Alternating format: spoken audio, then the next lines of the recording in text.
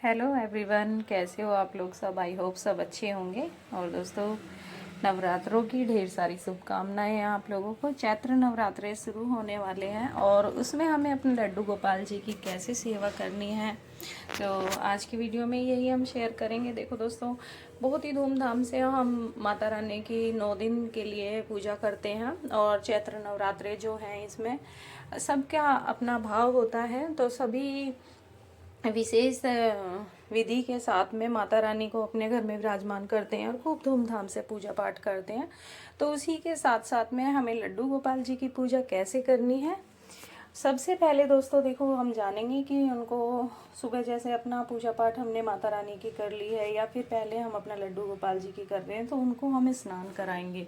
स्नान कराने के लिए हमें पंचामृत बनाना है। और अगर आप पंचामृत से भी स्नान ना कराएं तो शुद्ध जल से उसमें थोड़ा सा गंगा जल डाल के भी हम स्नान करा सकते हैं। तो इसमें दूध, दही, गंगा जल और थोड़ा सा हमने गुलाब जल वगैरह, इत्र वगैरह, क्योंकि हमारे लड्डू गोपाल जी को इत्र बहुत प्रिय है, तो कुछ भी खुशबू का हम ये सामान सारा पंचामृत बना के और अपने लड्डू गोपाल जी को स्नान कराएंगे। तो जो हमने प्लेट ले लेनी है ना पूजा की, जो हमारी प्लेट है, उसमें हम सबसे पहले स्वास्तिक बनाएंगे।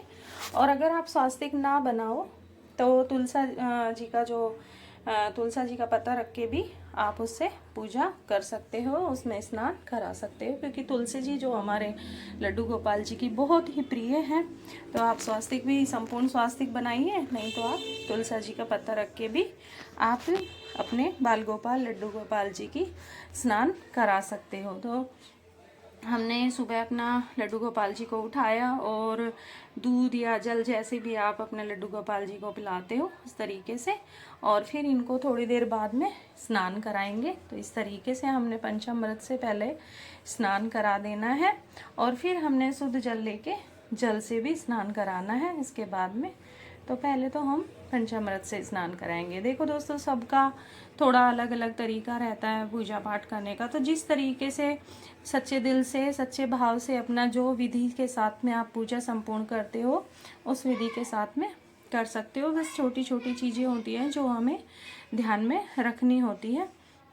तो इस तरीके से, और बाद में इसको हम प्रसाद रूप में बच्चों को घर में प्रसाद रूप में सबको इस जल को हम देंगे।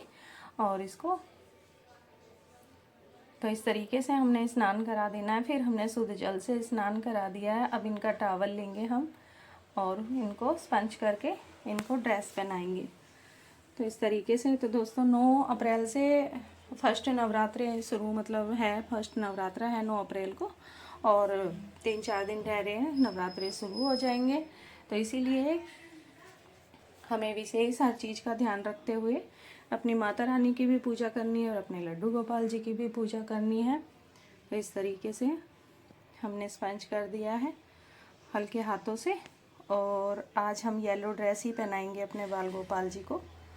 येलो हमने इनका टॉवल लिया है और बहुत प्यारे लग रहे हैं, बहुत खुश हो रहे हैं हमारे लड्डू गोपाल जी। जैसे हम अपने बच्चे को स्नान कराते हैं, इस तरीके से ही हमने अपने लड्डू गोपाल जी की सेवा करनी है।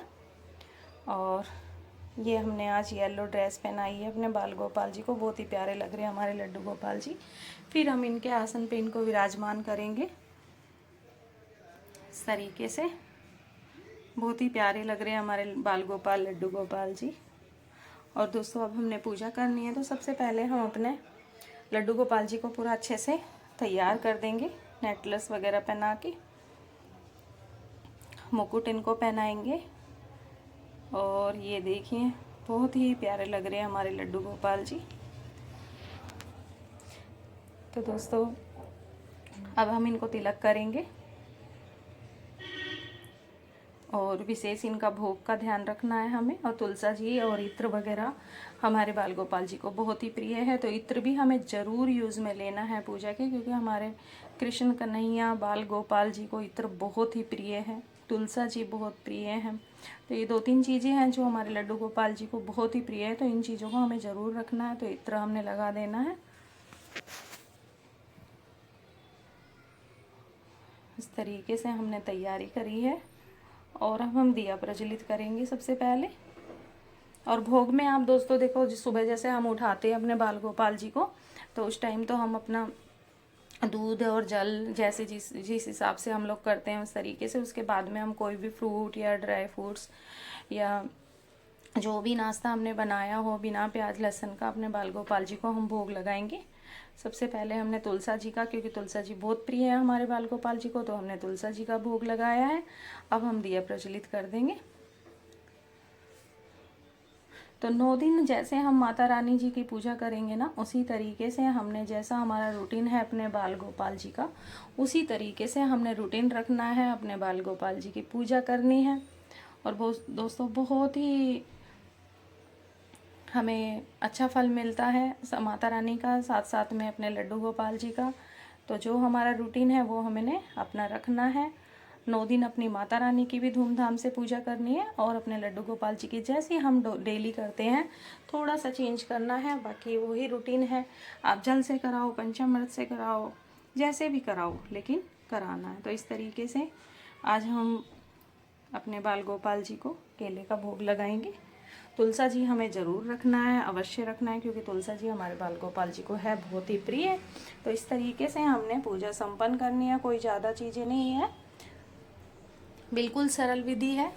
और जल हमने ज़रूर रखना है, क्योंकि जैसे हमें प्यास लगती है वैसे ही हमारे बाल गोपाल जी को जल चाहिए, प्यास लगती है लड्डू गोपाल जी को भी। तो उस तरीके से पूजा में हमने जल भी ज़रूर अवश्य रखना है।